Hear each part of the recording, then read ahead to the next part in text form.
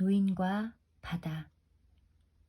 어니스트 해밍웨이 원작, 신동준 지음, 낭독 배우 조선명. 노인과 바다는 자연과 인간에 대한 깊은 성찰을 담은 어니스트 해밍웨이의 마지막 걸작입니다. 이 짧고 단순한 이야기 속에는 불운했지만 패배를 두려워하지 않고 끝까지 거대한 청새치와 상어들에 맞섰던 진정한 승자의 모습이 있습니다. 노인과 바다는 바다 위에 홀로 선 한 늙은 어부의 4일간의 힘겨운 싸움을 통해 노인이 평생 마주해야 했던 거칠고 고독한 삶을 감동적으로 그리고 있습니다.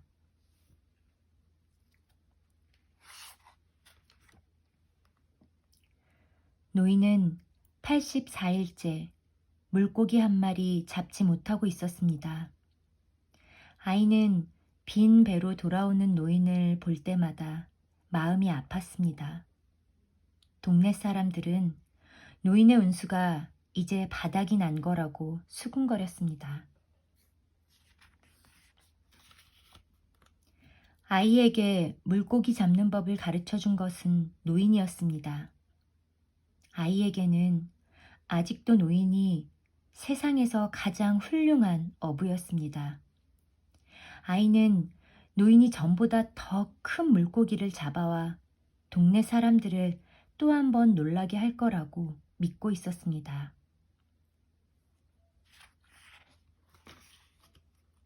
노인은 아이가 좋았습니다. 아이의 두 눈을 들여다보면 수평선 저 끝까지 배를 몰고 가던 자신의 모습이 보였습니다.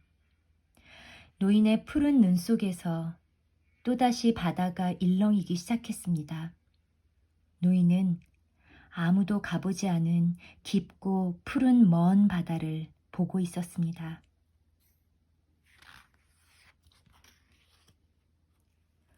노인은 어린 시절 보았던 아프리카 꿈을 꾸었습니다.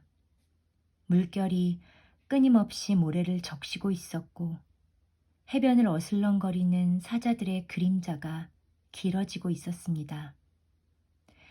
해안을 돌아나가는 바람 소리를 들으며 한 아이가 사자들을 바라보고 있었습니다.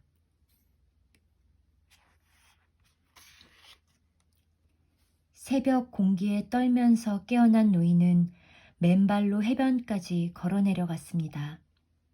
바다는 아직 잠들어 있는 것처럼 조용했습니다. 노인의 노젓는 소리에 별들이 성큼 물러섰습니다.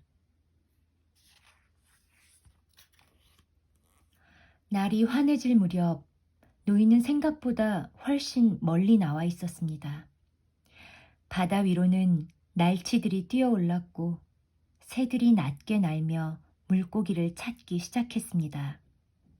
바닷속에서 물고기들이 술렁거리는 소리가 들려오는 듯 했습니다.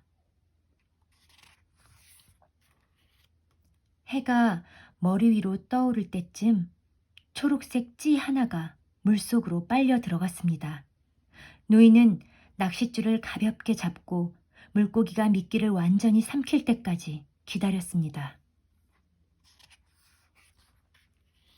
손끝에 엄청난 무게가 느껴지자 노인은 낚싯줄을 힘차게 당겼습니다. 하지만 물고기는 꿈쩍도 하지 않았습니다. 물고기는 낚싯바늘을 입에 문 채 천천히 달아나기 시작했습니다.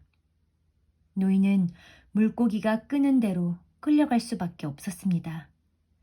물고기는 자꾸만 먼 바다로 헤엄쳐 갔습니다.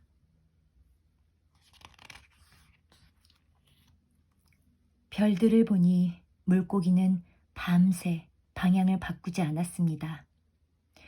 자기가 정한 곳을 향해 꿋꿋하게 헤엄쳐가는 커다란 물고기의 힘이 낚싯줄을 통해 전해졌습니다. 노인은 점점 지쳐갔지만 그저 버틸 뿐이었습니다. 노인은 아이 생각을 하고 있었습니다. 밤은 추웠습니다.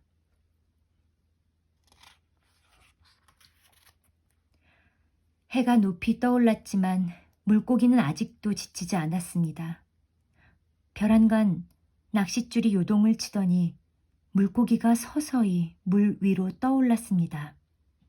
물고기는 햇빛을 받아 눈부시게 빛나고 있었습니다. 머리와 등은 짙은 자주색이었고 옆구리는 연보라색으로 빛났습니다. 주둥이는 야구 방망이처럼 길고 칼처럼 뾰족했습니다. 물고기는 그 거대한 몸집을 노인에게 보여주고는 곧 물속으로 사라졌습니다.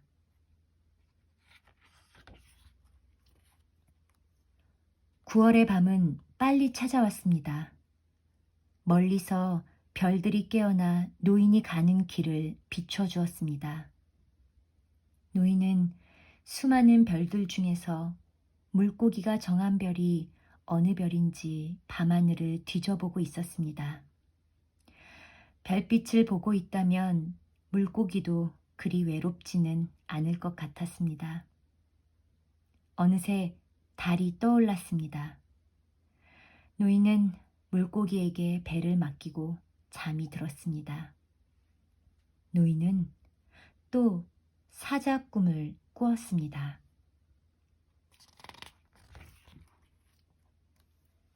배가 산처럼 커다란 구름 속을 지나고 있었습니다. 그때 물고기가 터지듯 솟구쳐 올랐습니다. 노인은 바다가 부서지는 줄 알았습니다. 물고기는 온 몸을 뒤틀며 연거푸 뛰어 올랐고 배는 빠른 속도로 끌려갔습니다. 노인은 급하게 낚싯줄을 풀었다 다시 당기고 풀었다 다시 당기며 물고기가 잠잠해질 때까지 버텼습니다. 노인은 이제 곧 싸움이 시작될 거라는 걸 알았습니다.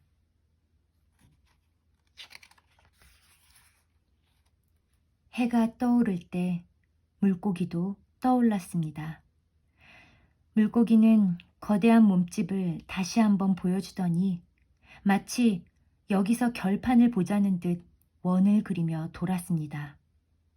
버티며 당기며 노인은 온몸이 땀에 젖고 눈앞이 캄캄해졌습니다. 노인은 물고기를 뒤집으려고 계속해서 당겼고 물고기는 그때마다 다시 일어나 원을 그리며 돌았습니다. 드디어 물고기가 뒤집어졌습니다. 길고 넓고 거대한 몸집이 배 옆으로 다가왔습니다. 노인은 있는 힘을 다해 물고기의 옆구리에 작사를 박아 넣었습니다. 순간 높이 솟구쳤다 떨어진 물고기는 은빛 뱃살을 드러낸 채 더 이상 움직이지 않았습니다.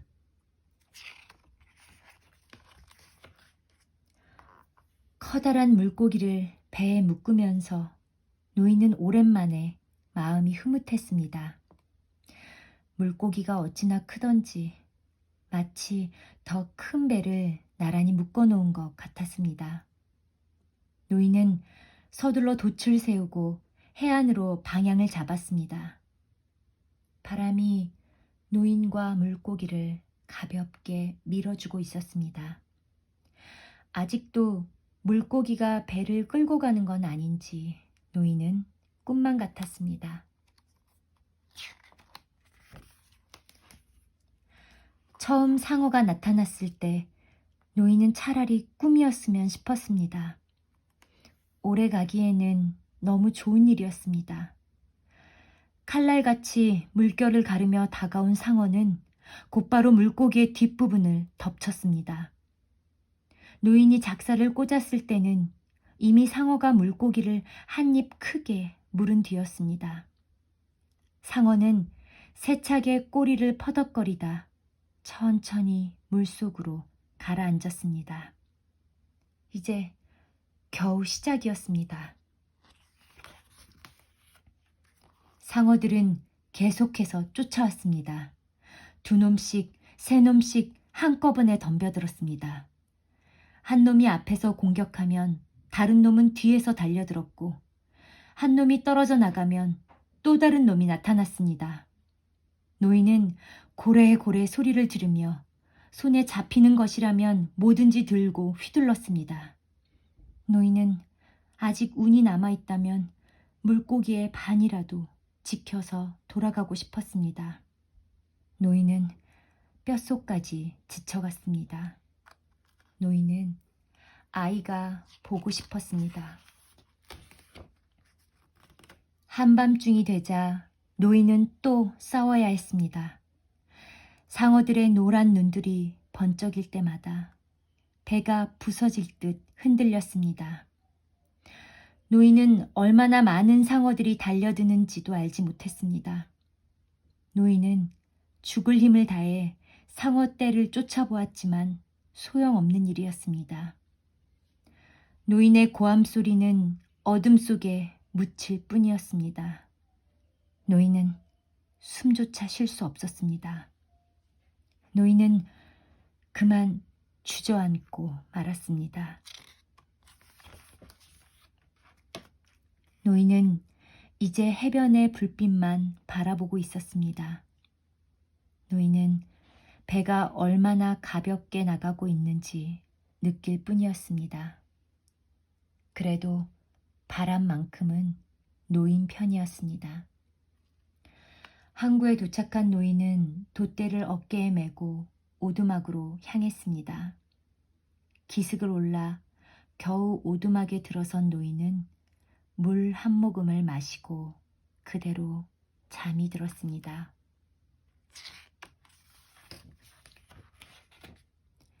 밤새 거센 바람이 불어와 항구에는 아침이 되도록 배들이 묶여 있었습니다. 해변에는 뼈만 남은 물고기가 노인의 작은 배와 함께 물결에 흔들리고 있었습니다. 굉장한 물고기라며 노인이 안 됐다며 사람들이 웅성거리고 있었는데도 노인은 오두막에서 여전히 잠들어 있었습니다. 노인은 엎드린 채 잠들어 있었고 그 곁에 아이가 앉아 노인을 지켜보고 있었습니다. 노인은 사자 꿈을 꾸고 있었습니다.